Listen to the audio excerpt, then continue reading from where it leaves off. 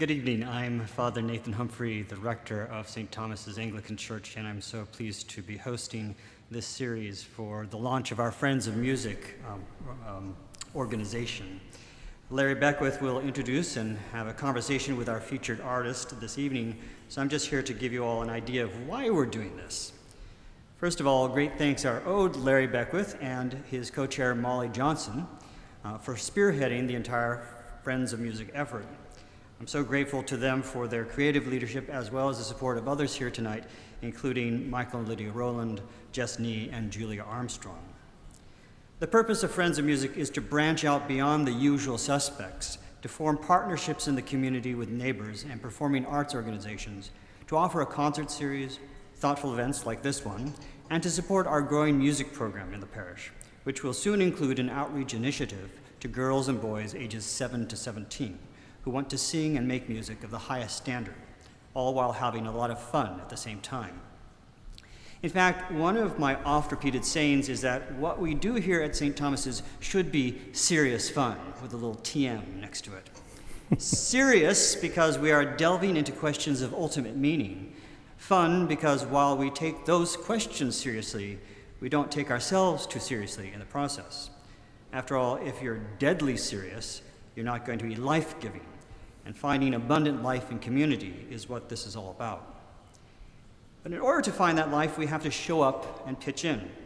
So we welcome the gift of your time and your talent as well as your financial support, because as I said last week, you don't need a big bank account to make a big impact. Sometimes all it takes is just showing up and connecting. And with that, I'll hand it over to Larry. Thank you. Thank you very much, Father, and I'm very excited to welcome you tonight to the second in our Lenten recital lecture series, which we have titled under the umbrella title Music and Community. And this is introducing, as Father Humphrey said, the wider community to St. Thomas's Church and to the inauguration of our Friends of Music initiative here, and also to introduce this community to some really exciting and innovative musicians who are making a difference in our larger community here in the city, in the province, in the country. And tonight's guest is a shining example of that. So I'm very excited to have a conversation of about an hour in length with composer Ian Cusson. But as we did last week, I think we'll start with music. And I'm delighted that Ian is going to play for us tonight. And the soprano Lauren Este is here, about which I will tell you a little bit later on. But they're going to begin with, they're going to sing for us 3 songs tonight at various points in the evening from a collection of a song cycle that Ian wrote in 2019 called Les Récitals des Anges, with poetry by the great French-Canadian poet Émile Dellegan. And they're going to begin with song 5 in this collection, which is called a Nocturnal Confession, and it's about an individual who is wandering in a winter park late at night in Montreal and having somewhat of a spiritual crisis. So please welcome Lauren and Ian.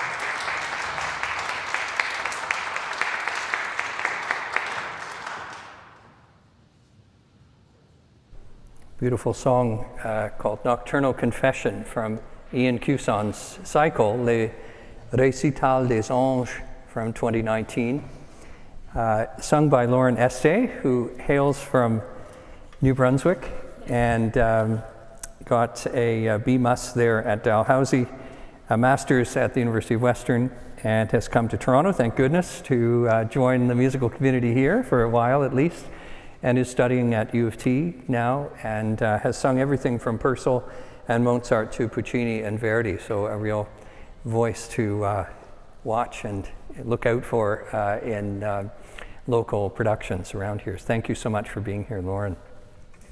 Ian Cusson is a composer of art song, opera, and orchestral work of Métis, Georgian Bay Métis community, and French-Canadian descent. His work explores Canadian Indigenous experience, including the history of the Métis people, the hybridity of mixed racial identity, and the intersection of Western and Indigenous cultures.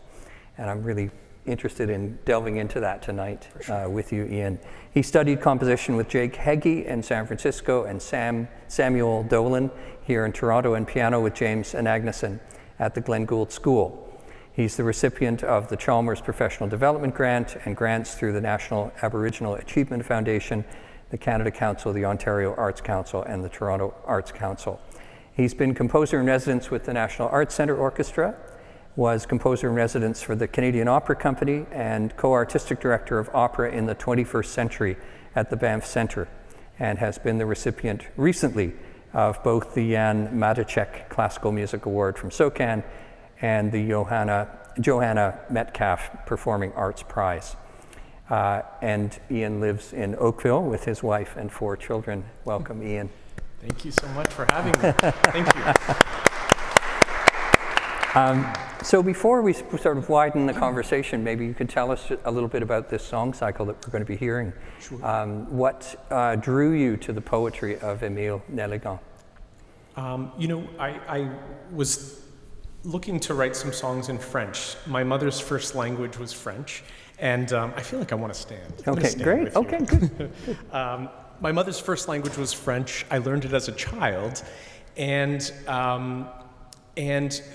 thought about Canadian poetry that was resonated with me. The story of Émile Nelligan, who lived in the late 19th century and into the early 20th century in Montreal, it's a very tragic one, but it's a story that more people know than the actual poetry that he wrote, unfortunately, because the poetry is wonderful. Most of it survived from basically his teen years. And reading through it and kind of discovering what I love to do in the work that I write is to discover through lines and sort of storylines that exist, that don't really exist, but that can be made by the assembly of texts. And I noticed a couple of them reference a sister, and this fondness for this younger girl that was in this woman's life, but she has left, she's passed away. And what does it mean to have a memory of a lost sister? What does it mean to walk in life holding those pieces of pain?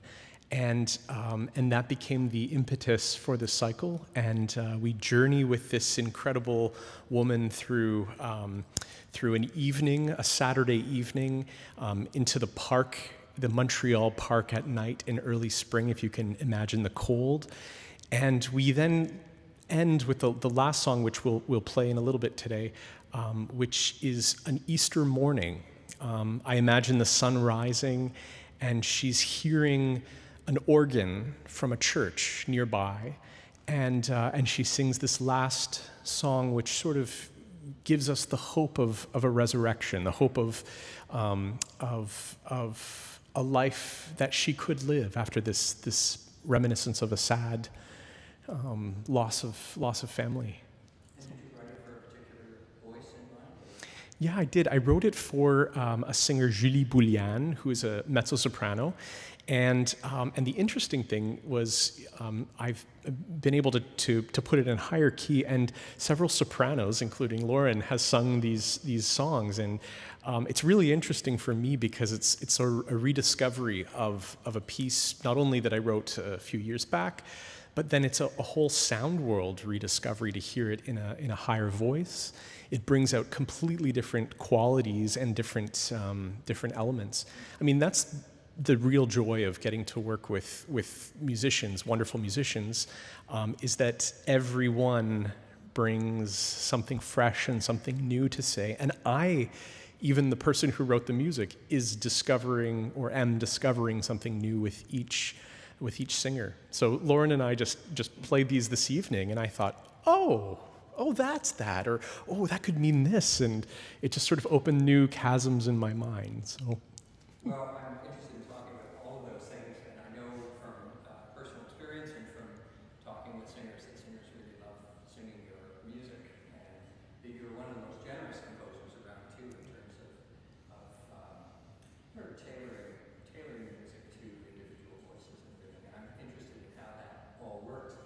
But why don't we start from the beginning? Sure. You grew up in Midland, Ontario. I did.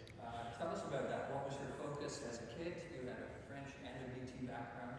How did that factor into your life?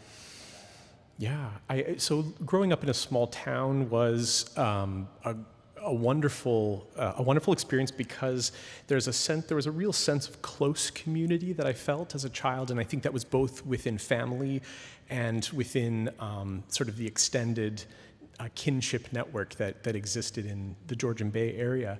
And yeah, it's interesting, more as an adult, I've looked back at that experience of growing up Métis and French in a highly Anglophone sort of part of Ontario, which brings a whole other complicating element. And it felt all very natural, because you're just growing up and you're living as you do with your grandparents and different cultural experiences. But it's been interesting as an adult to reflect back on those things and to begin to pull the pieces of those apart, and to wonder at, that little bit of learning or that type of storytelling that came from a grandparent is really rooted in another culture that was always there, but that I sort of see differently with adult eyes. But it was a great childhood. I had some wonderful teachers, music teachers, a singing teacher, and a piano teacher who were very rigorous in their expectations. And also Samuel Dolan, who lived actually in his late years in Penetanguishene, which is in the area. I would go to his house in the summertime for lessons, for composition lessons. And the first lesson, he said, and he was about 80, maybe 85 at the time. And he said, if you're going to be my student, I expect 40 hours of work from you a week. And I mean, I was the type of child to go, okay, I have to do that. And I would clock my hours to make sure I was not realizing he just wanted me to be serious, I suppose, about it.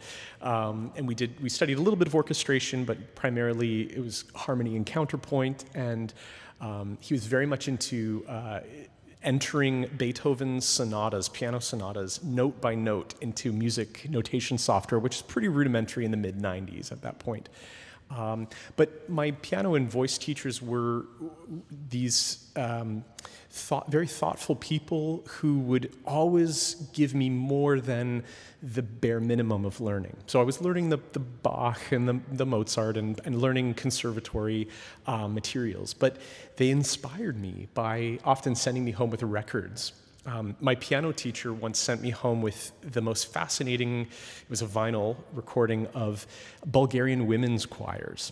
And it was a recording that came out, I think, re-released in the late 80s, called Le Mystère des Voix Bulgares, the mystery of the Bulgarian voice. And if you haven't heard this, you can listen to it on Apple or Spotify or something, but it's this bright sound to these women's choirs. It's almost you could say an ugly sound, but it's just a different sort of sound color. Very forward, very bright, and often the harmonies that they sing would just be clashing at points. They'd land in clashing moments for our Western ears. And I thought, that's music? Like, this is music too. And it just opened up spaces in my imagination. The singing teacher that I had was a huge opera fan, a huge Britten fan, Benjamin Britten, and hooked me very, very early on Britten. And I sang Britten, some of the children's songs, but I listened to the operas, in particular Peter Grimes, but I very quickly made my way through his whole, I guess, discography or all of his works, and he remains a huge inspiration, in particular setting English text, in particular writing for the voice. And as a master orchestrator, I think he's not respected enough for his incredible orchestrations, but I've learned so much by studying those scores. Well, how lucky you were to have such encouraging teachers. And you were also saying that you were involved in a local church. Oh, yes. So can you talk a little bit about For sure. your Christian roots? Yes. So the interesting thing about being in a Métis community is, and a lot of people don't realize this, but often, especially in the sort of Western Ontario versions of Métis experience, it's very, very closely tied to Roman Catholicism. And so I was raised in a Roman Catholic family, and part of this was being, regularly attending church and being an altar boy. Was one of my I was very proud to be an altar boy. One of the roles that I had as an altar boy was, of course, preparing for Mass, and also very luckily getting to ring the Sanctus bells, this little, do we have them here? I don't know if we have them here. Yeah. And I would occasionally get the privilege of getting to do that. And the sound of those bells remains in my imagination. And in one of the pieces, actually the one of the Easter morning, when we hear bits of organ or what sounds like an organ, you'll also hear some Sanctus bells ringing.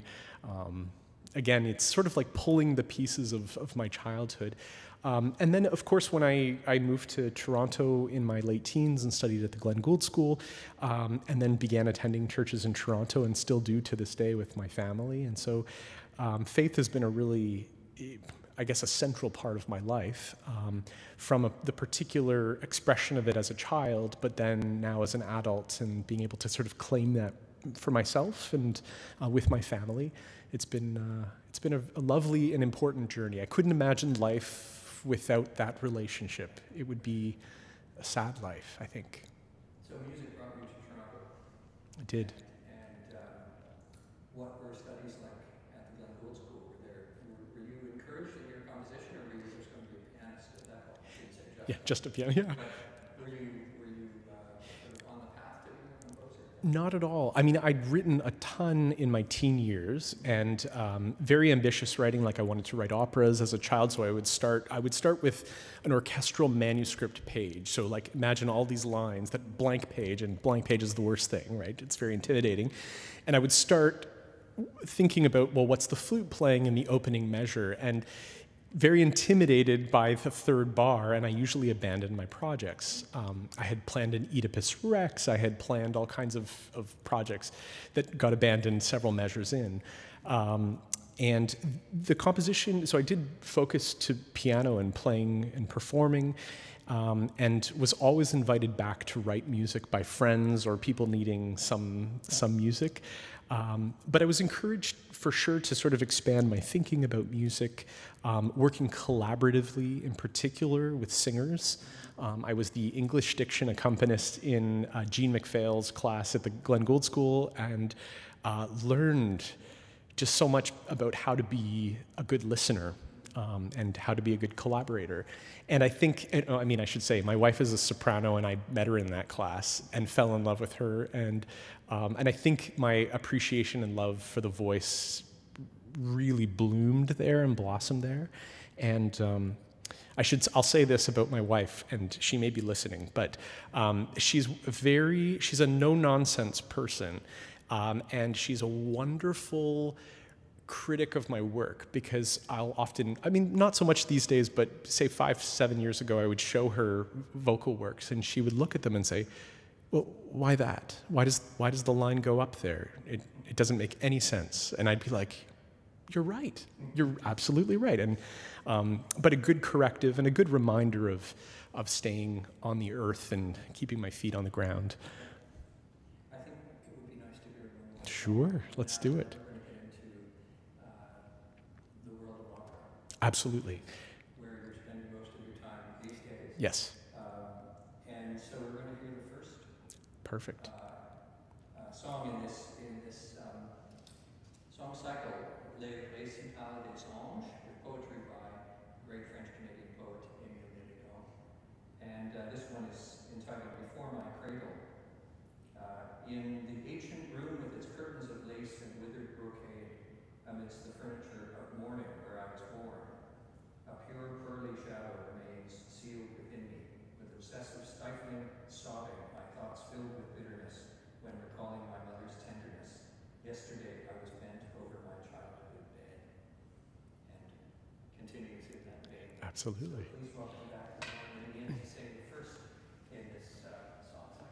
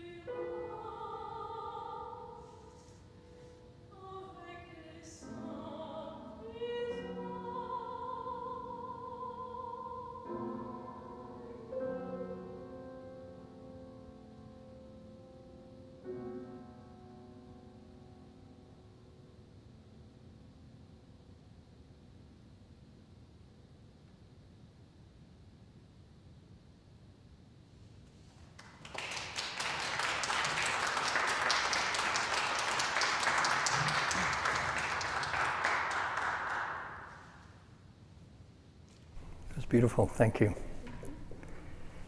I do want to mention, because I don't want to go through the evening without mentioning it, that Ian is involved right now in rehearsals for a world premiere of one of his operas called Of the Sea, which Tapestry Opera and Obsidian Theatre is premiering at the end of this month at St. Lawrence Centre. So we have our tickets, and I would encourage everyone to if you want to hear more after hearing Ian speak tonight, you can take that in, because I think it sounds like a very exciting project. It's proving to be such a special project, and a beautiful story, wonderful libretto, and I think will be a powerful evening of music and drama, and it's lovely watching it, I have to say. And I've been sitting in rehearsals all day, and was there and today, and watching people breathe life into one's work. It is the best experience, the most wonderful thing, because again, like I was saying earlier, there are these wonderful discoveries that people bring. And I think that, we were talking a little earlier about community, and I think within musical spaces, this community is what is maybe most exciting about the work that we get to do, because it is relational, it is collaborative, it's supportive one of the other. I could not play that without Lauren, and she couldn't really sing it fully without me, and so there's a supportive dynamic that happens. And there's also this sense of art making and making beautiful things. It's sort of like an ideal community space, right? The act of music making. But come to Of the Sea. Well, you have, in your very gentle and positive way, you've shown up for a number of communities who haven't been historically represented on stages in opera, and I'd like to get into that. By way of a story, when I was a kid, maybe about 13 or 14 years old, there was a CBC television special called The National Dream, which was about the making of the railway all the way out to BC, and all of the kind of political machinations that went into that. And of course, one of the big characters was Sir John A. Macdonald, and he was portrayed very colorfully by William Hutt, the wonderful Canadian actor, as a drunk and a double dealer and all that kind of thing. And probably the next year, I went to see the revival of, I think maybe to date, the great Canadian opera, grand opera on the life of Louis Riel, the Métis hero, by Harry Summers and Mavor Moore. And this was in the late 70s, I guess. Wow. And it kind of knocked me sideways. I thought it was such a rebellious work. It was such a work that sort of turned Canadian history on its ear a little bit, and again portrayed Macdonald as a buffoon and Riel as a real visionary. And little did I know at that time, but one of the pieces in that opera became a very problematic aria. and so fast forward to 2017 maybe, yeah. And I wonder if you could just pick up the story, because the Canadian Opera Company, I was thrilled that in the 70s it was sung by a wonderful French-Canadian baritone, Bernard Turgeon, who was terrific. Yes, amazing. And then I read, they're remounting Louis Riel, and Russell Braun is going to sing Louis Riel. Isn't that a great choice and everything? And then if you could pick up the story and tell us what happened. It's because... So in the beginning of the third act, there's a beautiful lullaby, and it was a piece known as the Caius, as an aria. Harry Summers wrote this piece of music before he began work on Louis Riel in '67. So I think he wrote it for the 1965 Montreal International Competition as a competition piece. And the lore goes, and I've read this a few places, that he and Mavor Moore, the librettist, came to this opening moment of the third act of the opera, and Mavor Moore had written a text, and it was a lullaby of the wife of Louis Riel when they're in their Montana home before he returns to Canada to lead this rebellion against the Canadian state in the 1880s, and his wife is singing to their baby. So Summers took the text of Moore and started to work with it, but then abandoned it and said, hey, I wrote a piece. Maybe didn't say hey, but I wrote a piece a couple of years ago, and it's to a Cree text. It would be so beautiful to put in the opera. So it was sort of transplanted into the opera. They forgot about the text that Moore had written, and tickety-boo, there was the opera. The problem with it is that an ethnographer, Marius Barbeau, had been traveling in, I think, the 30s and was in the West Coast and collected a lot of songs from different peoples, as many ethnographers have done historically. But the one song that he collected from the Niska people of the West Coast was a song that had particular permissions. It would be the equivalent of, it was under copyright, but a copyright that wasn't a kind of Western understanding of copyright, but rather there were family permissions that were required for when this was sung, and there were particular contexts required. It was a song of mourning that was the song of Skatine, to be sung by under certain protocols. So it would be like violating a copyright if you were to take it. And Harry Summers, to be fair, didn't have that context. He found the song in a collection by an ethnographer and thought this is a great way to celebrate Canadian identity by looking to the music of the First Peoples and incorporating it into art music. The context around that came to light over the years, and the question is, okay, if this song really was used against the wishes of the community and kind of like out of copyright or is in copyright, what do we do? And they commissioned me to write new music for that moment in the opera. And what was really wonderful about that experience was getting to meet the Mavor Moore daughters, who are wonderful and have remained friends, and really hearing from them their own reflection of what their father likely would have done had he known this context, and also Harry Summers, what he would have done. And they said, you know, if they had the chance, if they were still alive, they probably would just say, let's just replace it with something else and do that. So this was sort of a way, with the consent of the families and the estate owners, to say, let's do something where we take this small 6-minute section of music out and replace it with something that can stand in its place. The fun part with this was going back to the original libretto, so the text of the opera that was printed and published. We discovered that there was already a text written for that moment, and this was the one I referenced before that Harry Summers started to work with, and then he just sort of abandoned and brought this piece in.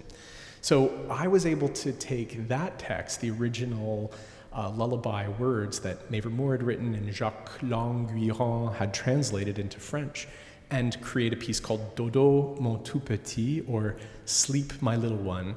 And it's a great text because it says, you know, this is a mother with her child, and she says, you know, sleep, sleep, my little one, while your mother sings over you the hopes that she has for you, my child. And then she sings about all of these wonderful things. I hope you have the legs of a deer to run quickly across a field. I hope you have the heart of a bear. I hope you have the heart of a man and the wisdom of the stars. So there's all these beautiful, and there are many other images in the poem or in the text that I was able to play with and create sort of sound worlds around. And it was really a huge honor to be a part of that work. And I think it becomes and can serve as an example for taking good steps forward when historic decisions were made that didn't have the full breadth of information that we would have today. And to really make it a good thing. It was a positive process of working with the family and the estate owners and the Canadian Opera Company and the National Arts Centre who commissioned the work. Beyond, I should say, for those two organizations, they went above and beyond what they needed to do. Essentially, they had already performed the opera and said, we are so committed to writing this that we will invest resources and continue to stay on this project for years after. And I wrote the music in 2019, around the time I wrote this cycle as well. So. And did you meet with any resistance, or was it? Was I it? did, yeah. And I think it's interesting to think about where that resistance came from. There were folks that were very close to Summers that didn't like the decision that had been made of replacing the music. There were some people that came to me and said, a composer, and this was not a composer that said this, but a composer ought to have access to any material he or she wants. So they should all be available to him or her. And I thought that was a really interesting perspective. And I was, able to have great conversations with people specifically about, I think maybe the piece that was misunderstood is about, if we think Canadian law, we would say, well, if something's under copyright, you have to have certain permissions to use it. But what happens when there's not that particular, like, colonial copyright, and there's a series of protocols that govern the use of a material or a cultural good? The communities would have understood. Absolutely, right. Yeah. And I think the ethnographer coming into that community and hearing it and copying it down was with good intention. I think the communities singing it in his presence were with good intention, and I think a series of good intentions also leads to a place where, a wrong was done, and what do we do then? So a fun project to be a part of, not one without its thorny bits and resistance, but there we are. Well, it's a beautiful aria, and I hope it's okay that I kind of brought that story up, because it's kind of emblematic, I guess, of a larger question of issues of reconciliation and resurgence of Indigenous arts in Canada and Indigenous life in Canada, and but not throwing out our cultural history as well, I suppose, on all its complicated nature. When I look down your website and the plans for the next 5 years, I suppose, we have the premiere of The Sea later this month. We have Indians on Vacation next year. Great Thomas King novel adaptation. Amazing. It's a great novel. Amazing. We have Empire of the Wild in 2025, and we have Numwayut in 2026. All really, really interesting projects with really interesting librettists, and I know we don't have time to talk about all of them, but how do you, and they're all major operas with produced by major opera companies in Canada. So how do you feel about your role at the moment, just as a sort of go-to person, not only for writing opera, but for, as I said earlier, for opening the doors a little bit to individuals who were not necessarily, as I said before, represented on the stage in earlier times? I think I was writing a little statement today for to be included of The Sea, which is a piece, again, I feel very privileged to be a part of, because I was invited by a community that I'm not part of to be part of the telling of a story. So this is a story of the Middle Passage, so slave trade across the Atlantic Ocean, and a kind of mythologized understanding of what would have happened to the lives that were lost, those who jumped overboard or those who were thrown overboard and perished. What if they had a life that continued under the ocean in a mythological kind of way? So I was invited into that project. I feel there is an important teaching that I've been given, which is about the idea of the hands that we hold. We're always holding a hand of a person and a community that came before us, and we're holding the hands of the next generation of people that come after us. And we have a responsibility in both directions through the actions we take and the decisions we make, the work that we make. And so for me, what's really important is to think about what is my responsibility in terms of my responsibility to my community, but to my extended communities as well. And what kinds of stories haven't we heard, and what kind of stories could give us a different lens and perspective on the experience of being human beings and being in relationship. And I think that when I think of opera as a 400-year-old form, I think of there are so many stories yet to be told, that can be told using all of the things we love about opera, which is, dramatic musical storytelling and beautiful singing and gorgeous lines and all this kind of thing, but with stories that we've not yet had across, tread across the floorboards of opera houses. So when I think about my responsibility to the future of opera, it's about beginning and being a part of a wider community of telling those stories, bringing them to major stages, and to opening doors for folks that are coming up, the next generation of young Indigenous composers. I'm very excited about the work that they are beginning to do, and work that can be done to mentor and encourage them. I also feel an equal responsibility, and this is interesting, is to the maturing singer.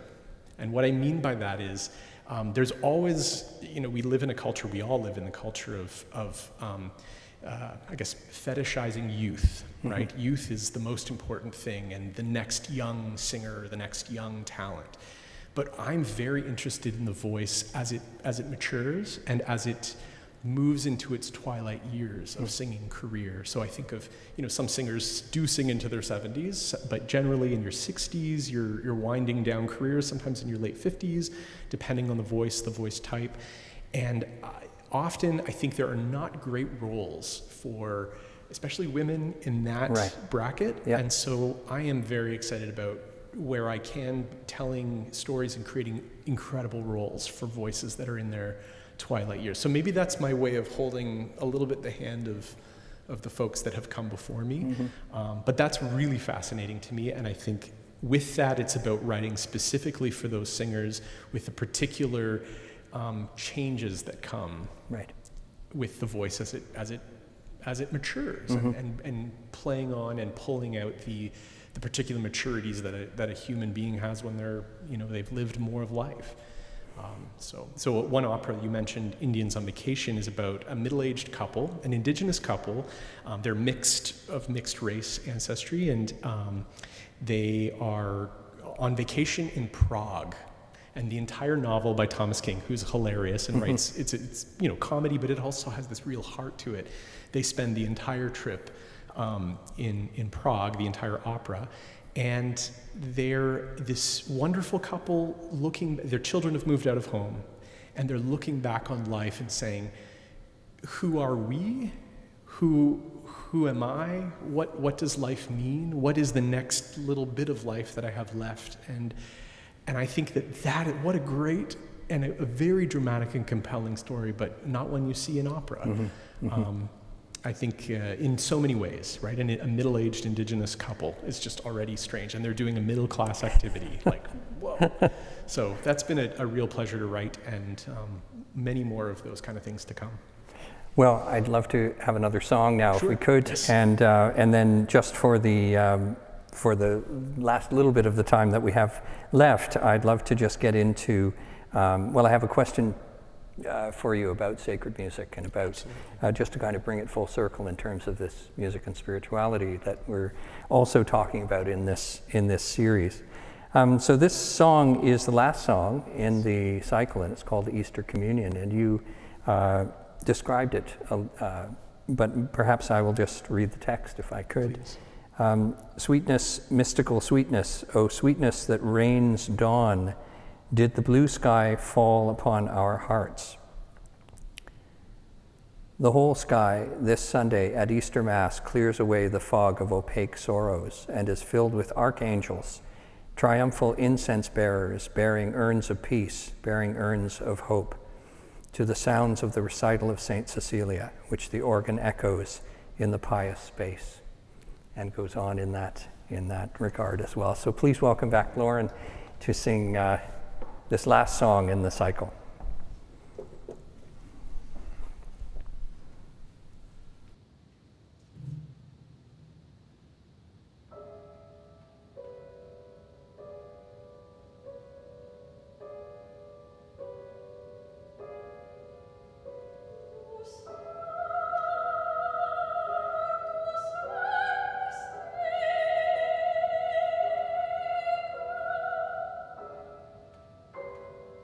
Oh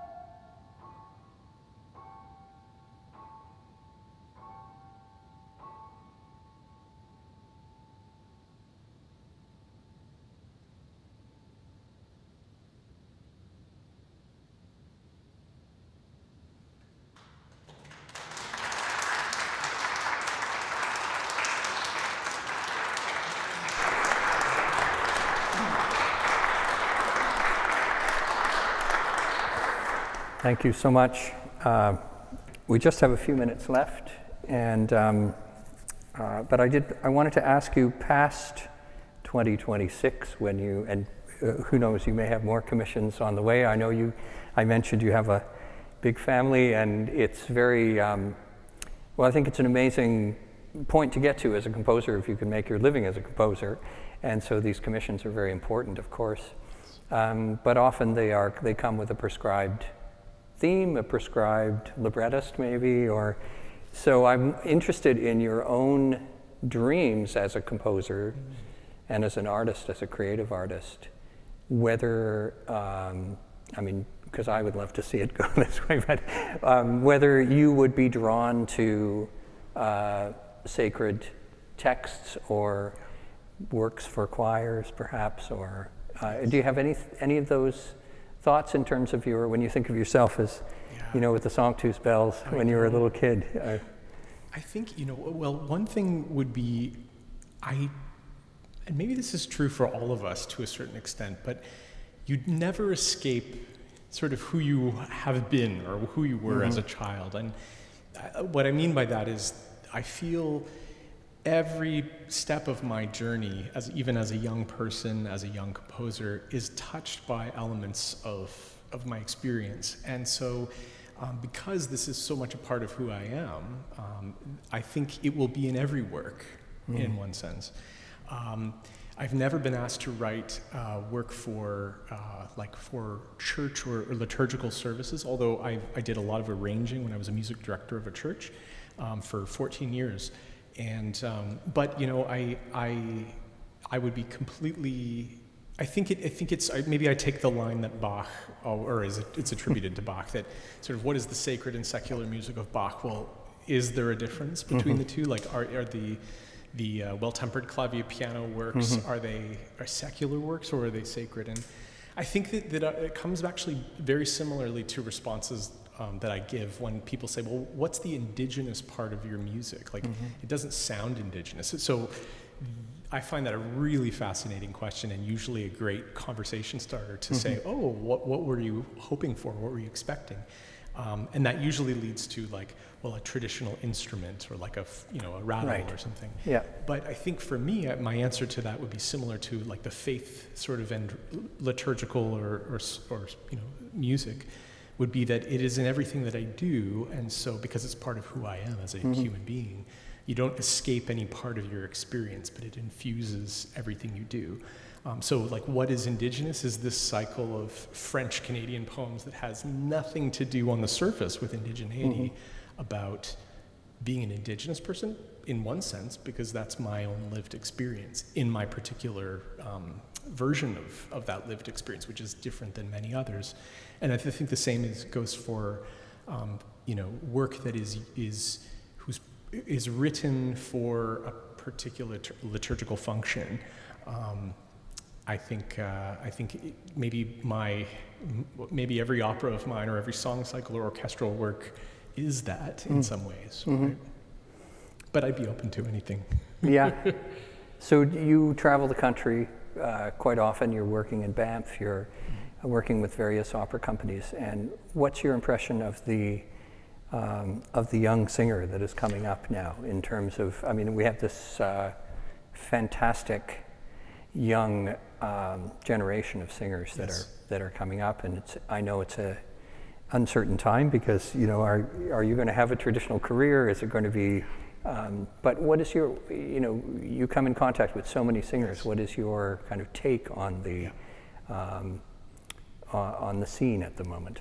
I think one thing that is a conversation point that's happening a lot more in music schools than when I was in music school is conversations like being a portfolio artist or having a diversity to the way you approach a career. So multiple streams of income.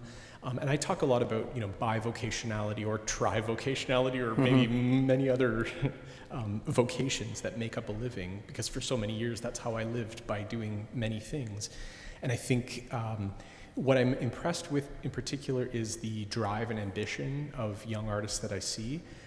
their willingness to take risks that, like musical risks. We were talking about a mutual friend, Laura and I were talking, who jumped in a project at very little notice and was singing with a major orchestra, a huge work that she'd never sung before. And that kind of courage, I don't think I would have that courage, and that impresses me. I think thinking more, the conversations that are maybe more interesting now about a good and well-lived musical life or artistic life are ones that really think holistically about the lived experience. You don't, what kind of a life do you want? Do you want to be an opera singer traveling the world? It sounds romantic, but do you want to have children? And do you want to, have any sense of rooting? That may be, it's a toss-up and it's a question every artist has to face. But I go back to the risk-taking of artists. The singers that I love to work most with are ones who are willing to breathe something new into a work, whether I wrote it or not. They can say something fresh with it. They bring their own lived experience to that text, that music, and they make something new, and I go, I have to say, one of the things I live for, a moment that I live for, is at the end of a concert, or at the end of an opera, at the end of a piece, is to be in the audience when the conductor's hands go down and no one does anything. No clapping. And sometimes this is the best, is when you get the audible release of air by one person who will go, that's the moment, I think, like artistically, that I live for, because there's a sense of, we have corporately, as the people gathered, whether on the screen or preferably in person, and we've had an experience that is somehow reconnecting us with what it means to be human beings in relationship. And that was a moving experience, and we just settle together in that one moment. There's nothing better than that. Well, I think you've just defined the spirit of community music making, which is that we're all in it together. And I want to thank you for this conversation tonight. I know we could go on, and I also want to thank you for all the wonderful work that you're doing. I hope you will consider yourself a friend of music here at St. Thomas's as we are building this community.